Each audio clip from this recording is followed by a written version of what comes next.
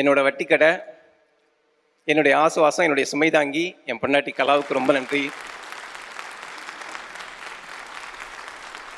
உண்மையாகவே ஒரு காகிதமாக முடங்கி போயிருக்க வேண்டிய நந்தன் கதை இவ்வளோ பெரிய ஆயுதமாக, இவ்வளோ பெரிய படைப்பாக, மிகப்பெரிய விவாதத்தை கலப்புற படைப்பாக மாறினதுக்கு சசிகுமாருங்கிற ஒற்றை சக்தி தான் காரணம். நான் தயாரிப்பாளர் இல்லாமல் திண்டாடினப்போ அவர் தயாரிப்பாளராக வந்தார். நான் ஹீரோ தேடி திண்டாடினப்போ அவர் ஹீரோவாக வந்தார்.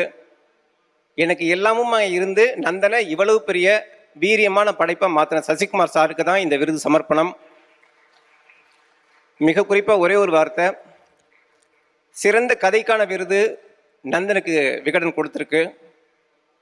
இது சிறந்த கதை இல்லை, நம்ம கண்ணு முன்னால் பார்க்குற நிஜம், காலங்காலமாக பார்க்குற நிஜம். பதவிக்கு வந்தோம்,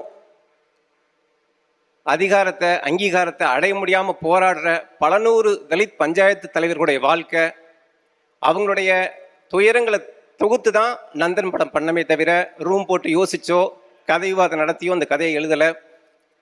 நந்தனுக்கு கிடைக்கிற அங்கீகாரம் மாதிரி நிஜ நந்தன்களாக வாழ்கிற தலித் பிரசிடென்ட்களுக்கு ஏன் கிடைக்கலன்னு ரொம்ப நாளாக அந்த வருத்தம் இருந்துச்சு.